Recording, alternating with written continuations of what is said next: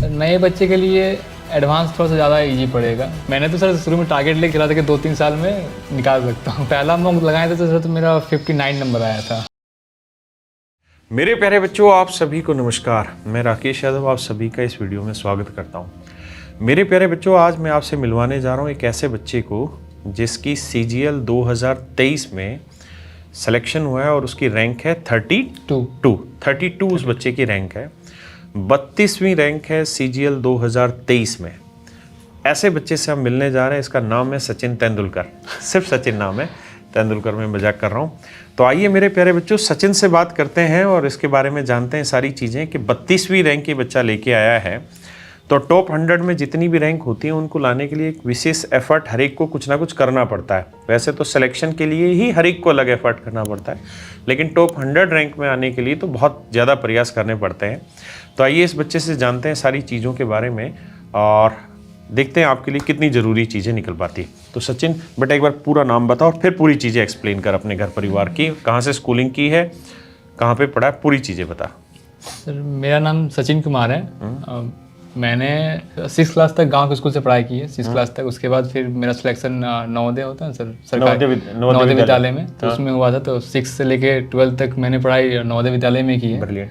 और नवोदय विद्यालय कौन सा तेरा? धनबाद में है। धनबाद में। ब्रिलियंट। हाँ। उसके बाद सर मैंने जेई का प्रिपरेशन के लिए सर ड्रॉप लिया था, बट हुआ नहीं था। तो बट फिर अपने स्टेट गवर्नमेंट का एक टॉप कॉलेज है अपना झारखंड का, जो वहाँ पे जो झारखंड कंबाइन होता है उसके थ्रू वहाँ पे एडमिशन हुआ था। फिर VIT सिंदरी में।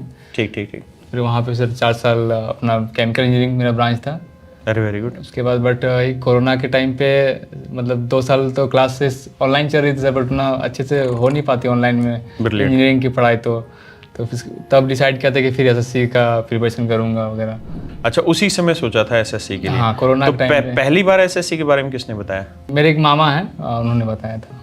तो वो तैयारी कर रहे थे? तैयारी कर रहे थे उस टाइम। वो तैयारी कर रहे थे। हाँ। तो उनको बताया। अच्छा, तो ये बता कि तूने 2020 में प्रिपरेशन के बारे में सोचा जब पहली कोविड आया? 21 में सर। 21 में? अच्छा, सेकंड जब वेव आई थी। अच्छा, तब तक SSC के बारे में कुछ ख्याल नहीं था। तो 2021 में जब पहली बार प्रिपरेशन का सोचा तो कैसे क्या सोचा, क्या करना है, कैसे पढ़ना है, कहाँ से पढ़ना है, क्या सोचा? सर उस टाइम घर में बहुत टाइम हुआ करता था, कहीं जाना नहीं है, तो ऐसे एकदम यूट्यूब में सोचे थे कि चलिए कुछ मतलब मैथ्स का पढ़ते हैं। तो नंबर सिस्टम एक चैप्टर था आपका यूट्यूब में, तो वो स्टार्ट किया था। तो उसमें सर बस 11 लेक्चर हमको मिला। अच्छा। तो आधा जाके रुक गया। फिर जब मन में हुआ कि अब आगे कैसे पढ़ूंगा मैं। हाँ। तो फिर आपका बुक मंगाया था, वो 7300 वाली बुक आती है ना सर, वो बुक मंगाए थे। तो फिर सॉल्यूशन बन जाता, बेसिक से तो बन जाता था सर, लेकिन फास्ट करना रहता है SSC में। तो फिर उसके बाद फिर सर्च वगैरह किए कि कैसे कर सकते हैं क्लास वगैरह आपका। तो फिर पता चला कि ऑनलाइन पढ़ाते हैं आप लोग। तो फिर आपका क्लास लिया था सर सितंबर 2021 के टाइम पे। तो तूने मेरा VOD बैच लिया था? लाइव बैच लिया था सर। अच्छा, लाइव बैच लिया था। बट उस टाइम कर नहीं पाते थे क्योंकि फिर कॉलेज स्टार्ट हो गया सितंबर में। और बैच कौन से महीने में लिया था? सितंबर में सर, सितंबर 2021 में बैच लिया था।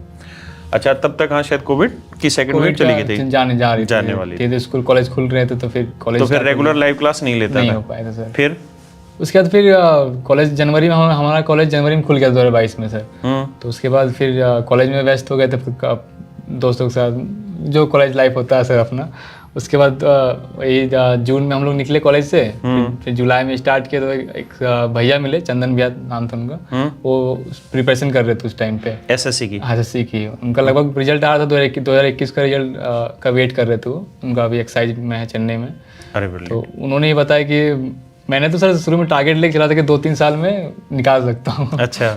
फिर भैया ने बताया कि नहीं, 6 महीना साल भर में अच्छा से हो सकता है, अच्छा से करेगा तो स्पीड में। तो फिर मैंने स्पीड में करना स्टार्ट किया, सब कुछ छोड़ छाड़ के, सारा दोस्त वगैरह जो भी है।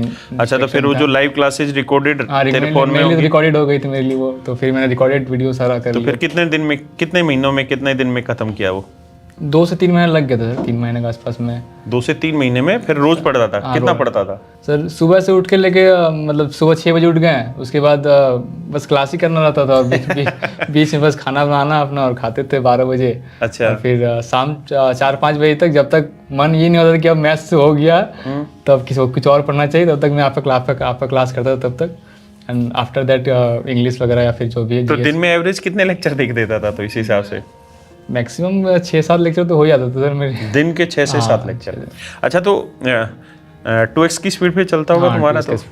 गुड। क्योंकि नोट्स भी बनाना पड़ता था ना सर। अच्छा हाँ, नोट्स कहीं उस टाइम पे हमको पता भी नहीं था कि आपका मैथ्स का क्लास नोट्स आते नहीं, तो वो ले लेते हैं, तो हम नोट्स बना देते सर उसका कुछ। ये बात ठीक है।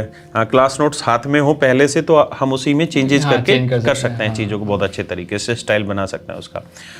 तो फिर हाथ से बनाते थे सारे क्लास नोट्स? वो रखे हुए भी? हाँ सर, रखे हुए हैं। इससे भाई वो क्लास नोट्स की मंगा लेना PDF और वो टेलीग्राम पे अपलोड करवा देना, ताकि बाकी बच्चे भी उससे तैयारी कर लें। अच्छा, तो ये तो तूने मैथ की तैयारी की कि मेरे पास पढ़ा, और फिर तूने लाइव क्लासें नहीं ली, बाद में उस क्लास का यूज किया, रिकॉर्डेड खड़ाखट खींचा तूने 6-7 लेक्चर दिन के। तो उस समय तो फिर तू सिर्फ मैथ ही पढ़ रहा होगा टोटली? हाँ, दिन भर शाम 5-6 बजे तक मैथ्स पढ़ता था, फिर रात का खाना बनाने के बाद 1-2 घंटा इंग्लिश, और फिर उस टाइम पे इंग्लिश की कहीं कोचिंग ली थी? हाँ सर, इंग्लिश के लिए थे। रीजनिंग का कोई कोर्स नहीं लिया था सर, वो मॉक वगैरह देते थे। अच्छा, सिर्फ मॉक टेस्ट से ही रीजनिंग हो जाता है? हाँ, मॉक से मैं रीजनिंग हो गया था सर। और जीएस में? GS self study sir maximum. हाँ, सेल्फ स्टडी से ही किया था जीएस का। अच्छा, जीएस का मोस्टली सेल्फ स्टडी से।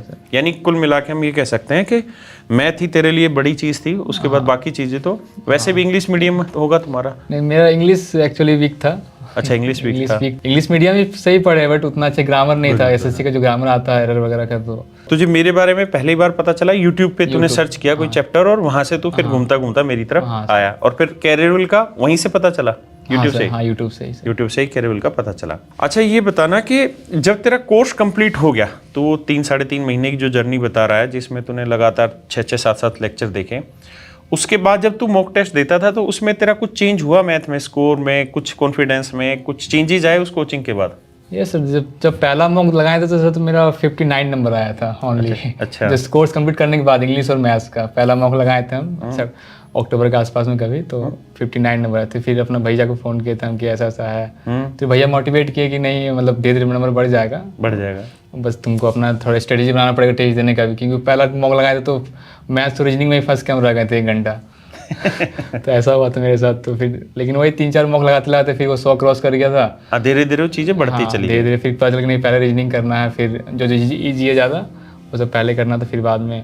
अच्छा, तो एक चीज़ मुझे ये बता कि जिसको मैथ नहीं आता है तो ऑनलाइन से वो मैथ सीख सकता है कि नहीं, मुझे ये बताना। सर फ्रैंकली ऑनलाइन सबके लिए पॉसिबल नहीं होता ऑनलाइन पढ़ना, बहुत कोई सो जाता है। मेरे 1-2 दोस्त है, बोलते हैं ऑनलाइन पढ़ते हैं तो नींद आता है हमको। तो बस यार यही मैं जानना चाहता हूँ, इंटरव्यू का असली मकसद भी यही कि सच बाहर आए, है ना, कि ऑनलाइन में दिक्कतें बीमारियां क्या है। तो इस बच्चे ने ठीक कहा कि ऑनलाइन पढ़ते पढ़ते सो जाता है। मेरे सो गया था, क्योंकि मुझे था कि करना ही है, मेरे पास कोई ऑप्शन नहीं था, मेरा फैमिली बैकग्राउंड। यानी सेल्फ मोटिवेट रहना पड़ेगा। सेल्फ मोटिवेटेड हमेशा रहना पड़ेगा सर, गाइडेंस चाहिए आपको, गाइडेंस जल्दी करने के लिए। और ये जो रील वगैरह इसमें टाइम खराब करते थे कि नहीं सर, स्टार्टिंग में करते थे। ब्रेक 10 मिनट को ब्रेक लिए, रील्स देखे, कुछ भी किए, यूट्यूब में कोई वीडियो देख लिए किसी का, जब से सीरियस हुए उसके बाद छोड़ दिया। लेकिन जैसे जैसे पता चल गया टाइम तो घट रहा है, टाइम है ही नहीं कुछ और पढ़ने के लिए, तो फिर धीरे धीरे सब अनइंस्टॉल मार दिए, सारा सोशल मीडिया वगैरह अनइंस्टॉल करके ही सारा होता है। नहीं तो मोबाइल में रहता तो सर खुल ही जाता, हाथ चल जाता, तो फिर इसीलिए। अच्छा, मुझे ये बताना कि जो बच्चा पहली बार कोचिंग ले रहा है, उस या तैयारी कर रहा है, बिगनर्स है, फ्रेशर है, उसको अरिथमेटिक पहले करना चाहिए, एडवांस तैयारी करते समझने में कौन सा आसान लगता है नए बच्चे के लिए? नए बच्चे के लिए एडवांस थोड़ा सा ज़्यादा इजी पड़ेगा उसमें, क्योंकि अरिथमेटिक में क्या है, किसी को लैंग्वेज समझ नहीं आता, अरिथमेटिक और एडवांस में क्या है कि आपका डायरेक्ट आपको फॉर्मूला पता है तो आप उसको बना सकते हैं, और उतना बहुत ही टफ लैंग्वेज भी नहीं होता क्वेश्चन का। लेकिन अभी जो एग्जाम चल रहे हैं इसके हिसाब से देखें तो अरिथमेटिक का पोर्शन ज़्यादा हो गया और एडवांस का पोर्शन ना के बराबर आने लग गया। मेंस में तो जैसे एक भी ट्रिग्नोमेट्री का क्वेश्चन नहीं है, ट्रिग्नोमेट्री नहीं था, ज्योमेट्री नहीं था, ज्योमेट्री भी नहीं था, सर्कल वगैरह का आपको कोई क्वेश्चन नहीं था। तो यानी एडवांस तो लगभग खत्म ही कर दिया, अरिथमेटिक पे ही आ गया, और आने वाले टाइम में मुझे लग रहा है सारा अरिथमेटिक ही उठा के लेके जाएंगे। अच्छा, ये बताना, मॉक टेस्ट लगाना तुम्हें लगता है कि तुम्हारी सफलता में कितना ज़रूरी रहा, और मॉक टेस्ट से क्या फ़ायदा हुआ, और मॉक टेस्ट में जब नंबर नहीं बनते थे तो उस समय जब डिप्रेस होते थे तो उस समय क्या किया करते थे? किसी भी एस्पिरेंट के लिए मॉक टेस्ट मेरे को लगता है सबसे ज़्यादा इंपॉर्टेंट है, क्योंकि प्रिपरेशन बहुत ही करते हैं, लेकिन कौन सा लेवल, मतलब कौन सा सब्जेक्ट आपका कम वीक है, कौन सा स्ट्रॉन्ग है, किस में आप नंबर उठा पा रहे हैं, वो सब पता चलता है आपको मॉक देके। तो जब मैंने मॉक देना स्टार्ट किया तब पता चला कि मेरा सिलेबस तो कंप्लीट हो चुका है, लेकिन वो फास्ट नहीं आ रहा अभी भी, क्वेश्चन देखिए और बना दिए हैं। समझ SSC में तो आपको ऐसे करना पड़ता था कि 20 मिनट में मान लीजिए 18-15 जो भी लगता है मैथ्स करने में, तो स्पीड करने के लिए आपको ऐसे पता नहीं चलता ना। ऊपर से मैं अकेले एक रूम में पढ़ता था, तो कोई कंपटीशन नहीं था आसपास में कि हम कंपेयर कर सके। तो सबसे बेस्ट मेल था कि मॉक देते थे। स्टार्टिंग में नंबर बहुत कम आता था। उस टाइम पे एक भैया थे, तो भैया थे, मामा थे और फैमिली और पापा मम्मी लोग हमेशा मोटिवेशन कर देते रहते थे कि करना हो जाएगा, किसी तरह करते रहो। तो फिर वही था सर।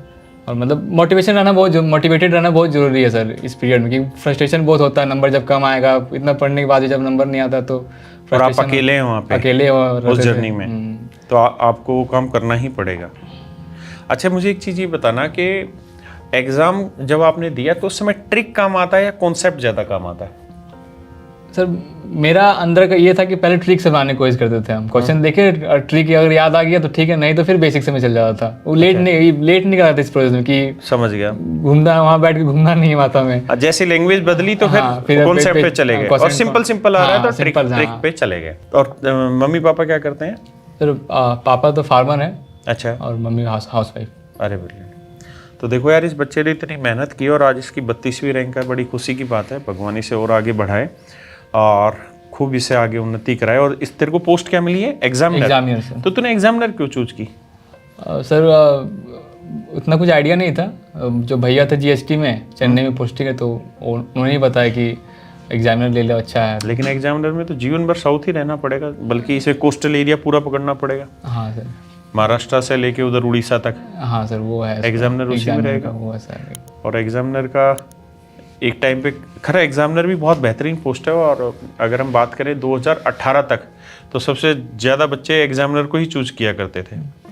अब फिर धीरे धीरे बच्चों को लगता है कि घर नज़दीक, तो इसलिए आजकल नहीं। तो ढेरों शुभकामनाएं इस बच्चे को, और आप सभी को भी बहुत बहुत धन्यवाद इस वीडियो देखने के लिए। इस बच्चे से बात करके 3 मुख्य बिंदु मेरे समझ में आते हैं। पहली चीज़ ये कि जब भी आप तैयारी करना स्टार्ट करें तो सीरियसली तैयारी करना स्टार्ट करिए, और उस दिन अपने जितने सोशल मीडिया अकाउंट्स है उसको डिलीट करिए।